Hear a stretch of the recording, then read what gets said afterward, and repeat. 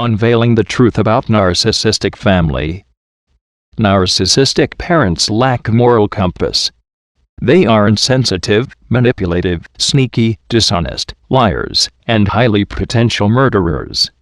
They don't have consciousnesses, nor they assume responsibilities for the outcomes of what they intentionally do. Parents with narcissistic personalities do not care to others, but only to themselves. The narcissistic family environment created by psychopathic parents is devoid of respect, caring, and support. Narcissistic parents cause shame in their children. Carried shame originates from the narcissistic parent and is not your own. Shame is an intolerable feeling that creates a sense of inadequacy and unworthiness. A child believes it is their own fault that their narcissistic parent treats them cruelly and doesn't love them. The trauma inflicted on scapegoat children is carried with them for a long time, but not for life. They carry the internalized message that they are not good enough, always trying to prove themselves to their sick family to get a token of love. Narcissistic parents transfer their personality disorders and psychopathic behaviors as shame onto their children, particularly the scapegoat of the family.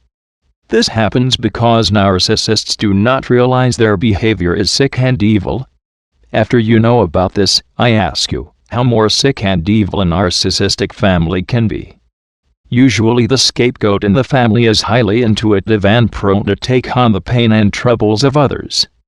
As the scapegoat matures, he becomes the truth teller about the harmful behavior happening in the family and attracts negative attention from golden child siblings. This is the reason I've created this video, and you're watching it. When the scapegoat child of narcissist parents reach adulthood, he has been deceived, manipulated and abused, and has been made to feel invisible, valueless and frightened countless times, developing a general anxiety syndrome. In a family with a narcissistic parent, the scapegoat is not a person, but rather an object, as narcissists tend to objectify all people. In contrast, when the child is in the golden child role, the child is treated as the good object. Here is where my so-called brother and so-called sister retained their freedom golden child seats in a highly psychotic family and made sure I would never leave my imposed scapegoat jail. Typical sick behaviors from typical evil souls. 1. As a child, you are put in the scapegoat role and treated as the bad object. It can feel as if you exist solely as a container for the blame and burdens of the psychotic narcissistic family. Not only to mention that you'll have to solve all problems, assume all responsibilities left by the psychotic narcissistic family, and you'll be prevented from distancing yourself from the demonic family because you're nothing more than a disposable object for them. Be sure that when you don't have more use for the clan, you'll be discarded in the most horrific way. However, you can avoid all that if you realize what's happening to you. As the scapegoat in your family, you probably took on the family's issues and problems as your own because your narcissistic family made you believe everything was your fault. This is called gaslighting, and it's an emotional garbage which can be felt by you as carried feelings that you bring to present situations. Being the adult child of a narcissist is one of the hardest jobs, because you come to realize that the pain and suffering you have always felt is due to your narcissistic family. This scapegoat will ultimately be made to carry all the family's blame, shame, anger, and rejection, so the rest can more easily retain their patterns of dysfunction. This child will always and forever be the one who is not good enough, even when he excels at something. Indeed, especially when he excels. This child will endure more put-downs, sideways remarks, and behind-the-back betrayals, and the rest of the family put together. Because narcissistic parents cannot accept their own faults, they spend their time trying to convince themselves that everything they do is correct. When their personality causes distress within their family, and their children's issues begin to reflect this, these parents are forced to make a choice. They must either acknowledge that they are making mistakes that are affecting their children negatively, or they must try to convince themselves and others that the problems are coming not from themselves, but from you. And the latter is the option that narcissists always and unfailingly select. In their minds, by blaming you, they absolve themselves of any wrongdoing, and they can continue to believe and strive to convince others that they are in fact correct. But they must first have someone to blame. The scapegoat child. You. When it came to you and your siblings, you probably were given more chores and responsibilities, as well as treated unequally when it came to discipline of you and your golden siblings. The golden child had it all right, sister and brother. They are always right in your narcissistic family's eyes, as they have become an extension of the narcissistic family who could do no wrong. Scapegoats become the outcast, the bullied one, the marginalized loner, the routinely punished troublemaker, laughingstock, or targeted individual. The scapegoat is largely looked down upon or rejected, no matter the methods used or reasons given for such marginalization. They have been emotionally tortured with lies and brainwashed to believe they are inferior to others. This has happened because the lies they were told by the evil narcissistic family. The golden child siblings become narcissists themselves, never having to deal with the fact they have become extensions of their narcissistic parents, thus destroying the lives of their own children, who will, in turn, become extensions of their own narcissistic parents. The golden children can do no wrong. They are given the best of everything. Even apartments or houses bought for them. Their mediocre achievements are celebrated and held up for admiration. Their gross mistakes are glossed over and ignored. The scapegoat, on the other hand, is also, as the name suggests, the person on whom all the ills of the family are projected. They can do no right. Their major achievements are dismissed. Any money spent on them is the bare minimum, and is spent scarcely.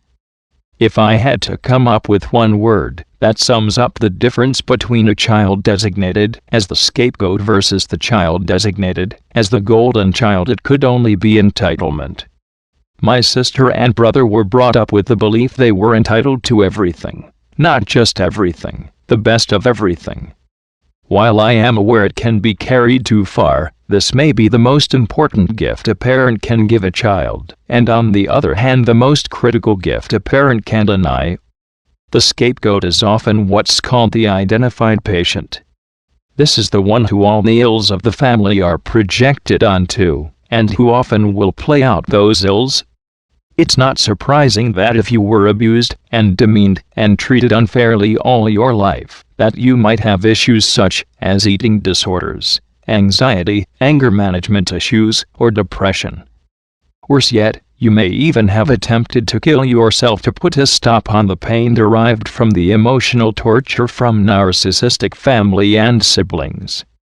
And so this reinforces the narrative that you're the wrong one, the bad one, the black sheep. They might bring you to therapy to fix you.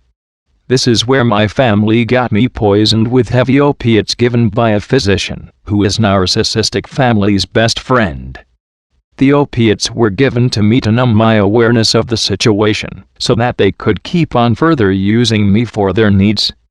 I was able to temper down the dosage and get rid of the opiates. The withdrawal was very difficult, but I did it. Can this be a better example of true demonic creatures? Then, you'll end up with a bad therapist who will believe the narrative as presented, and further reinforce your sense of your own badness and failure. What goes around, comes around.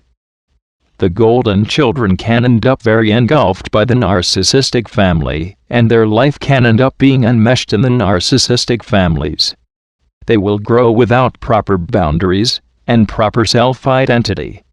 They will remain forever as a puppet of the narcissistic family, and if they ever do manage to break free, that process will be infinitely more painful for them than it is for the scapegoat. The scapegoat, on the other hand, is the independent one. He's the one who's driven to seek answers, and who may well realize about narcissistic personality disorder. He's the one who can break free from the unhealthy dynamics of the family, make a video about narcissistic families, and do his best to create a healthy life, and recover from the lies he was told about himself since the day he was born. Nothing about this journey is easy. But it's doable, and possible. Because the origins of shame do not belong to you, as an adult, and childhood may be a painful and avoided memory. It is hard to figure out how to rid ourselves of such traumatic feelings.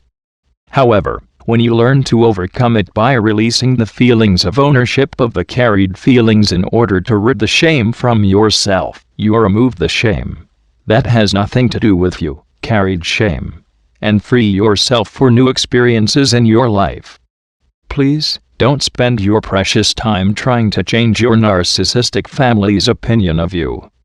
They are psychopaths and they will go to hell just the way they are. Healing. 1. Expose the narcissist parents and siblings so that everyone knows who they are. 2. Stand up straight and speak up loud and clear. 3. Make eye contact and ask what people mean. 4. Learn to say no. 5. The more compliant and submissive you are, the less respect you will get. 6. Don't give more than you get, and trust yourself. 7. Walk away from them and cut off all contact. 8. Never accept anything from narcissistic parents and siblings. 9. You owe nothing to your narcissistic family and siblings. 10. When someone mistreats you, distance yourself in self-preservation, and never go back. Get in touch with your feelings and what your narcissistic parents did to you. If you were placed in the scapegoat role, you have succumbed to the role, and allowed all of the troubles and burdens of your family to be placed on your shoulders. Listen to this. It was not your fault, and that you are a worth person. The very existence of a scapegoat in the family signals a problem, because a scapegoat is only required in a family when they refuse to take responsibility for their own actions. Instead of taking responsibility, the narcissistic personality disorder family uses projection and scapegoating. Projection involves the narcissistic parent projecting their negative character traits onto you. Now for the great news. You may think that golden child has the cherished role, but in the long run the scapegoat is the one most likely to escape, heal, and lead a healthier life. Those same qualities of strength and emotional honesty or truth-telling will greatly work in your favor in the healing process. If you are the scapegoat, you have the strength to escape, heal, and lead a healthier life. As hard as it may be, try not to internalize all of the blaming and scapegoating. Realize you are dealing with an evil and poisonous family. The truth hurts, but then it really does set you free. God bless you, and I wish you success in setting yourself free from your narcissistic family.